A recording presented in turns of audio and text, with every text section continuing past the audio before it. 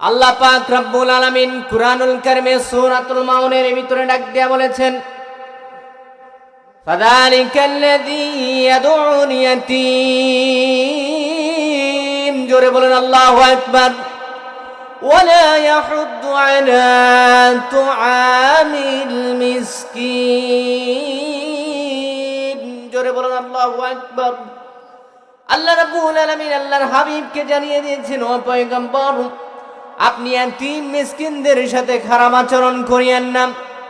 ইয়াতীম মিসকিনের সাথে খারাপ আচরণ করিয়েন না, ইয়াতীম মিসকিনকে ভালোবাসিয়েন।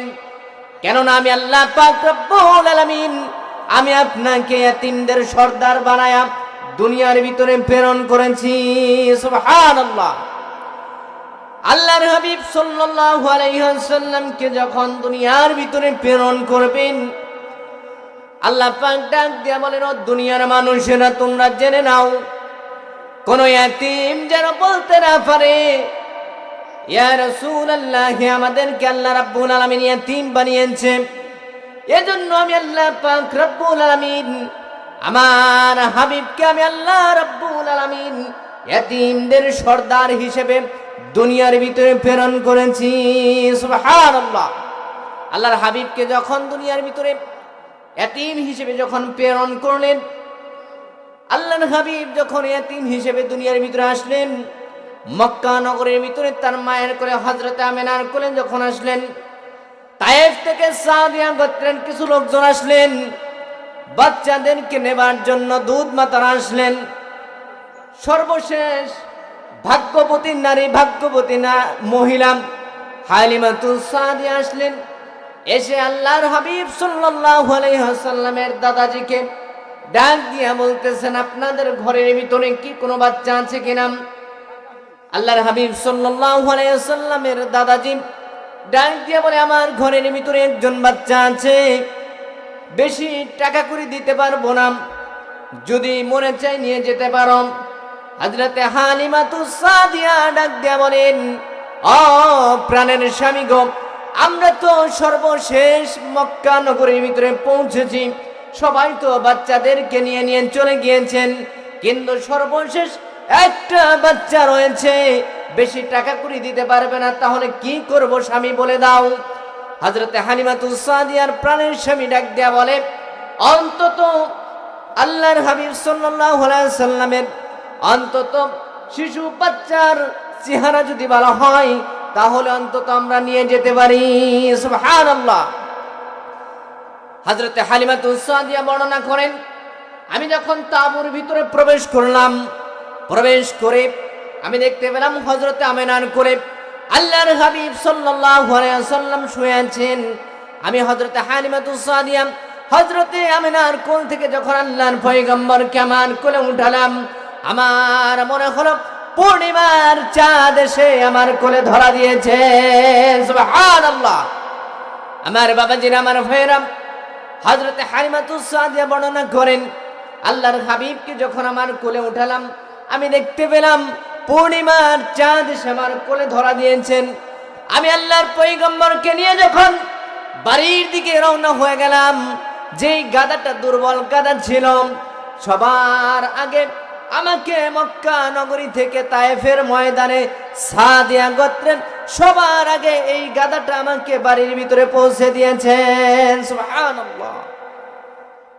আমার এই গাধাটা তো দুর্বল ছিল, কিন্তু আল্লাহর হাবিবকে যখন এই গাধার পৃষ্ঠে উঠালাম, এমন শক্তিশালী হয়ে গেল, সবার আগে আমাকে তায়েফের ময়দানে পৌঁছে দিল। এতেই শেষ নয়, হালিমাতুস সাদিয়া ডাক দিয়া বলেন, আমি যখন আল্লাহর হাবিব সাল্লাল্লাহু আলাইহি ওয়াসাল্লামকে যখন বাড়ির ভিতরে নিয়ে গেলাম, আল্লাহর হাবিবকে নেবার পর আমার বাড়ির ভিতরে কুয়ায় পানি বাড়লাম, খেজুর গাছে খেজুর বাড়লাম, আমার যত অভাব ছিল আল্লাহর রহমতে আল্লাহর পয়গম্বরকে আমার বাড়িতে আনার পরে আমার সকল অভাব দূর করে দিয়ে আল্লাহ রাব্বুল আলামিন আমার বাড়িতে রহমত আর বরকত নাজিল করতে লাগলেন। সুবহানাল্লাহ। এভাবে করে আল্লাহর হাবিব সাল্লাল্লাহু আলাইহি ওয়াসাল্লাম হাঁটি হাঁটি পা পা করে যখন হযরতে হালিমাতুস সাদিয়ার ঘরে বড় হতে লাগলেন, 1 বছর নয়, 2 বছর নয়, 6 বছর পর্যন্ত হযরতে হালিমাতুস সাদিয়ার ঘরে লালিত পালিত হলেন। যখন 6 বছর হয়ে গেল, মক্কা নগরীতে মায়ের কোলে ফিরে গেলেন। ফিরে যাবার পর আল্লাহর হাবিব সাল্লাল্লাহু আলাইহি ওয়াসাল্লাম, আল্লাহর নবীজি মায়ের কোলে যাবার পর প্রত্যেক দিন খেলা দেখতে যায় মাঠের ভিতরে। হঠাৎ করে আল্লাহর হাবিব সাল্লাল্লাহু আলাইহি ওয়াসাল্লাম খেলা দেখে বা খেলা করে আর সন্ধ্যা হয়ে যায়, বাড়ি ফিরে না। হযরতে আমিনা চিন্তায় পড়ে গেলেন, কি ব্যাপার, আমার প্রাণের সন্তান সন্ধ্যা হয়ে যাচ্ছে, এখন পর্যন্ত কেন বাড়ি ফিরে না? আল্লাহর হাবিব সাল্লাল্লাহু আলাইহি ওয়াসাল্লামকে খোঁজার জন্য চলে গেলেন। মা আমিনা যখন চলে গেলেন, এবার মাঠের চতুর্দিক দিয়ে দেখতেছেন কোথাও আল্লাহর হাবিব সাল্লাল্লাহু আলাইহি ওয়াসাল্লামকে দেখা যায় না। হযরত আমিনা বলেন, আমি যখন মাঠের চারদিক দিয়ে দেখলাম, কিন্তু চতুর্দিক দিয়ে অন্ধকারে দু দু করছিল, তারপরেও আমার পয়গম্বর আমার মুহাম্মদকে আমি মাঠের চারদিক দিয়ে খুঁজে পাইলাম না। দেখি দূর দেশে পাহাড়ের পাশে আল্লাহর হাবিব সাল্লাল্লাহু আলাইহি ওয়াসাল্লাম কান্না করতেছিলেন। আমি যা বললাম, ও মুহাম্মদ, তুমি কেন কান্না করো? আল্লাহর হাবিব সাল্লাল্লাহু আলাইহি ওয়াসাল্লাম বললেন, ও মাজি, আমি প্রত্যেক দিন খেলা করতে আসি বা খেলা দেখতে আসি, একদল বাবাজিরা এসে তার সন্তানদেরকে আদর করে কপালে চুমা দিয়ে, গালে চুমা দিয়ে বাড়ির দিকে নিয়ে যায়। আমি এতদিন পর্যন্ত খেলা দেখতে আসলাম, কেউ তো আমাকে নিতে আসলো না। ও মা, আমার কি বাবা নাই? আল্লাহ পাক রব্বুল আলামিন ওই সময়ের ভিতরে সূরাতুদ দুহা থেকে আয়াত নাযিল করে দিলেন, আলাম ইয়াজিদকা ইয়াতীমান ফাআওয়া ওয়া ওয়াজাদাকা দাল্লান ফাহাদা। আল্লাহ পাক রব্বুল আলামিন বলেন, ও পয়গম্বর, আমি আপনাকে ইয়াতীম হিসেবে পেয়ে কি আপনাকে আমি আশ্রয় দান করি নাই? পয়গম্বর, আপনি কোন সময় ইয়াতীমদের সাথে খারাপ আচরণ করিয়েন না।